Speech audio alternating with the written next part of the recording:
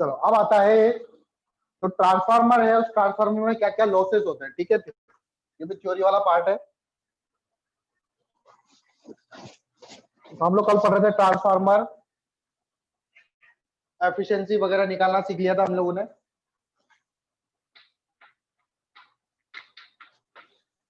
अब डालो topic losses in transformer.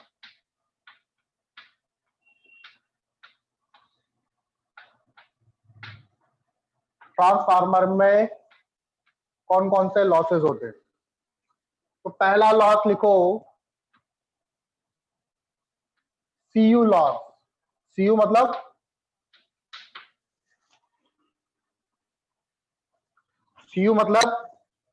Copper. Copper loss. Copper. Copper loss क्यों लिखा मैंने? ब्रैकेट में लिख दिया यहाँ पे आई स्क्वायर आर। एक्चुअल में जो ट्रांसफार्मर होता है, ट्रांसफार्मर की जो वाइंडिंग्स होती है, उसमें कॉइल्स होती है ट्रांसफार्मर में, तो कॉइल्स किसकी बनी होती है?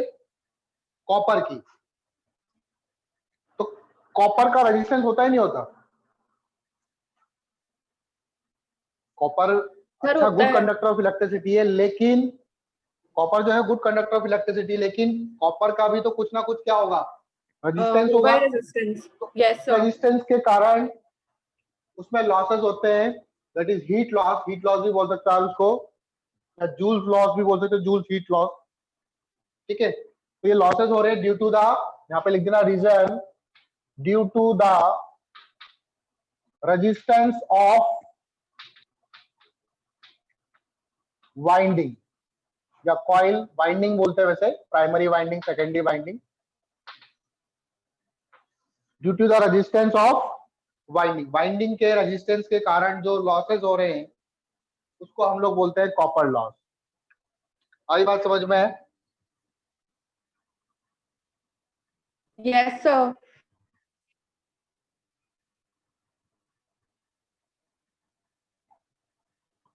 तो इसको कैसे कम कर सकते हैं हम लोग? टू मिनिमाइज, मिनिमाइज करने के लिए कैसे कर सकते हैं? जो कॉपर वायर है उसका रेजिस्टेंस कम करो। तो रेजिस्टेंस कम कैसे होगा? मोटे वायर इस्तेमाल करो। ठीक है, to minimise use thick copper wire. Thick copper wire, मोटे तारों का इस्तेमाल करोगे तो रेजिस्टेंस कम हो जाएगा। रेजिस्टेंस कम होगा तो आपका हीट लॉस, अच्छा copper loss I square R लिखते हैं हम लोग, और लेकिन हीट जो होती है वो होती है आई स्क्वायर आर टी, पता है ना? Yes sir. ये तो पावर होगी, आई स्क्वायर आर तो पावर होगी। ठीक है, सेकेंड लॉस है iron loss. Iron loss, iron loss किस कारण होगा?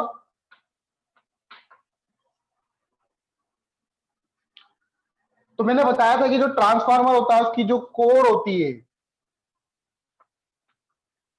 वो कोर सॉफ्ट आयरन की बनी होती है। यहाँ प्राइमरी वाइंडिंग, यहाँ आपका सेकेंडरी वाइंडिंग। तो ये जो कोर है, ठीक है, ये लैमिनेटेड होती है इस तरह से। जो कोर बनी होती है ये किसकी बनी होती है? सॉफ्ट आयरन की। ठीक है, तो हमने पढ़ा था कि अगर किसी मेटल के ब्लॉक को अगर किसी वेरिंग मैग्नेटिक फील्ड में रख दे तो उसमें क्या होगा? एडी करंट प्रोड्यूस होगी। तो एडी करंट, इसमें तो एडी करंट का कुछ काम नहीं है, तो आयरन लॉस में क्या आएगा? Eddy current loss. Eddy current loss, eddy current produce होती है जिसके कारण ये क्या होता है, कोर जो होती है वो हीटअप होना स्टार्ट होती है, गर्म होना स्टार्ट होती है। तो उसको कम कैसे कर सकते हैं? इसको कम करने के लिए आप लोग क्या करेंगे, जो कॉपर का जो कोर है उस कोर को पतली पतली शीट्स में काटेंगे। ठीक है, ताकि उससे उसका क्या होगा? रेजिस्टेंस बढ़ जाएगा, किसका? कोर का। ठीक है, सॉफ्ट आयरन कोर बोलो इसको। इसको कैसे मिनिमाइज कर सकते हैं? मिनिमाइज बाय, मिनिमाइज बाय, क्या बोलेंगे हम लोग इसको, कैसे मिनिमाइज कर सकते हैं? core are laminated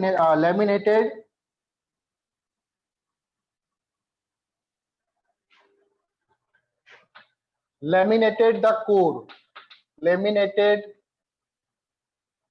the core को लैमिनेट करके, लैमिनेट करने का मतलब है पतले पतले शीट्स में काट के फिर चिपका देना, ठीक है। दूसरा आयरन लॉस का ये पहला लॉस है, एडी करंट लॉस। ये ड्यू टू इसके आयरन के कारण हो रहा है क्योंकि हम लोग इसमें आयरन का इस्तेमाल कर रहे हैं। दूसरा होता है हिस्टेरिसिस लॉस। हिस्टेरिसिस लॉस पढ़ा था हमने दीक्षा? Yes, sir. क्या होता था हिस्टेरिसिस लॉस?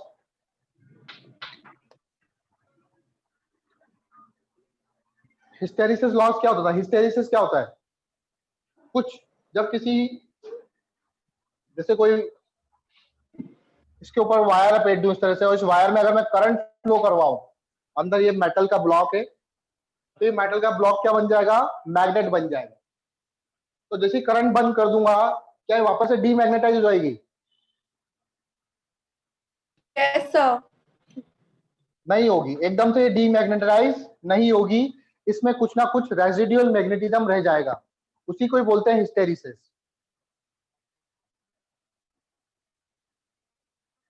आई बात समझ में? Yes, sir. इसमें एसी करंट फ्लो हो रही है, तो एक बार तो नॉर्थ इधर बनेगा, एक बार साउथ इधर बनेगा, एक बार फिर नॉर्थ इधर बनेगा, साउथ इधर बनेगा, वो डिपेंड करता है करंट की डायरेक्शन पे, नॉर्थ साउथ, आपको पता हो शायद। तो एक बार नॉर्थ साउथ इस तरह से बनता जा रहा है, तो उसके कारण इसमें क्या हो रहा है, कुछ रेजिडुअल मैग्नेटिज्म बच जा रहा है, उसको वापस से कम करने के लिए फिर अपोजिट में वापस से करंट को फ्लो करवाना पड़ता है। आपको याद हो हिस्टेरिसिस में हमने पढ़ा था इस तरह का ग्राफ ऐसे जा रहा था, फिर इसके बाद ये ग्राफ ऐसे आ रहा था, ऐसे कुछ था बी और एच के बीच में। Yes, sir.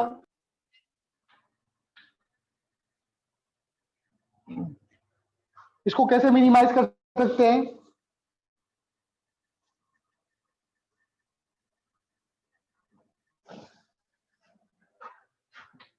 इस तरह का मटेरियल यूज करो जिसका जो ये लूप है, ये लूप जितना बड़ा होगा, ये क्या होता है हिस्टेरिसिस लूप, जितना बड़ा होगा, जितना, जैसे मान लो एक लूप मैंने ऐसे बनाया,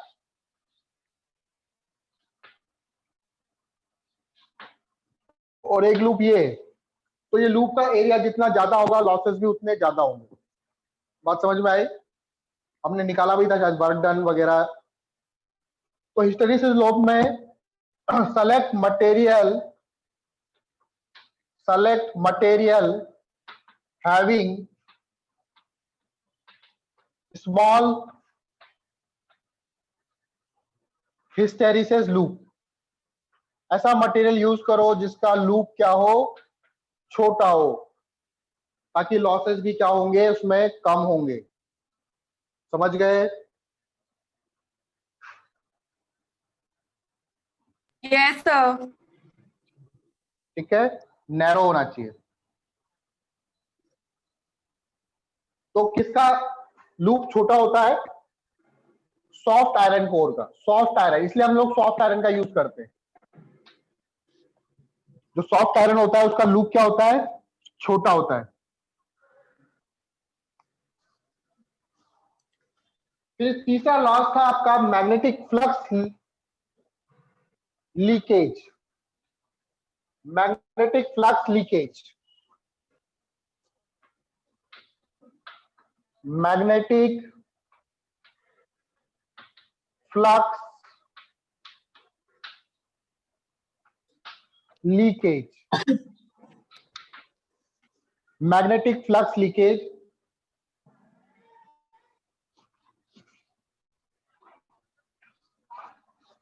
तो फ्लक्स लीकेज का मतलब है कि प्राइमरी में जो फ्लक्स प्रोड्यूस हो रहा है वो पूरा का पूरा क्या सेकेंडरी के साथ, सेकेंडरी में भी जा रहा है वो flux,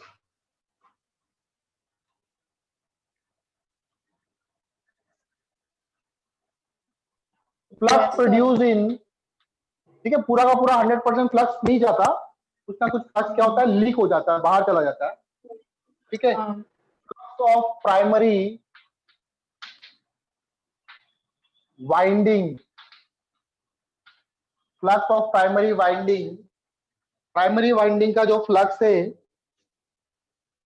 is not completely linked with, is not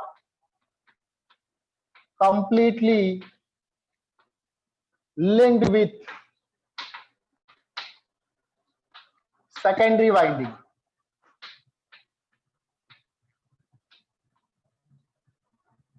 ठीक है, मतलब जितना फ्लक्स प्राइमरी का है उतना फ्लक्स पूरा का पूरा 100% सेकेंडरी से लिंक नहीं है, कुछ फ्लक्स क्या हो रहा है, लीक हो जा रहा है, तो उसे बोलते हैं मैग्नेटिक फ्लक्स लीकेज। इसको कैसे रिड्यूस कर सकते हैं हम लोग,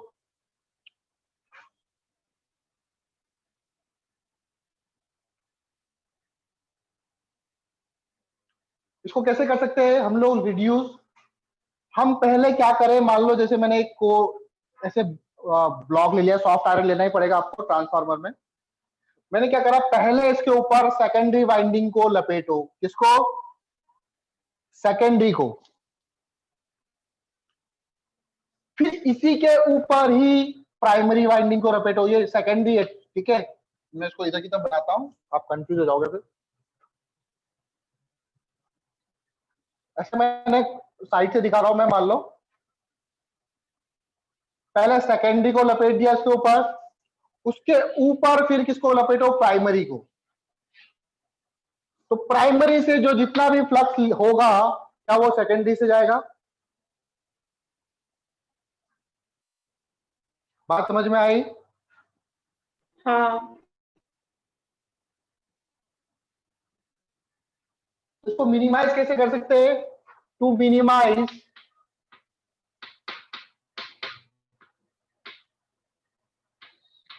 capped secondary winding, capped secondary winding inside the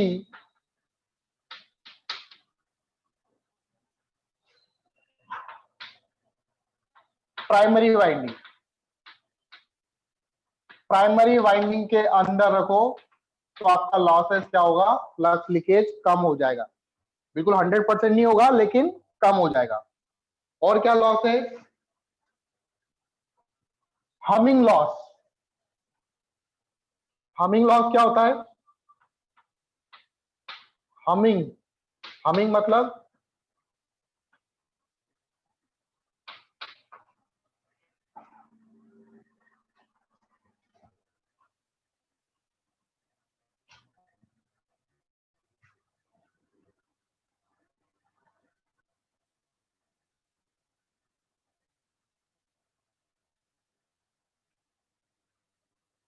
humming का मतलब एक आवाज आती है ट्रांसफार्मर में, ठीक है, ट्रांसफार्मर के पास हम करके ऐसे करके आवाज आती है, बात समझ में आ रही है दीक्षा, यस, मेरी आवाज आ रही है। यस सर, हाँ आ रही है। जब ट्रांसफार्मर में एसी करंट आती है तो उसमें क्या होता है, हमिंग साउंड प्रोड्यूस होता है, हमिंग, जैसे भंवरा होता है ना, भंवरा, भंवरा देखा आपने, भंवरे की आवाज सुनी है, हाँ, तो भंवरे की जो आवाज होती है ना, भंवरा जब उड़ता है तो वैसी आवाज आती है, हमिंग साउंड आती है। वो किसके कारण यस आती है, सर, क्योंकि उसमें एसी करंट फ्लो कर रही है, ठीक है। तो साउंड प्रोड्यूस हो रही है, मतलब जो हम इलेक्ट्रिसिटी दे रहे हैं उसी के कारण तो साउंड प्रोड्यूस हो रही है, मतलब कुछ पार्ट जो है वो यस सर, हाँ कम ही होता है लेकिन हमारी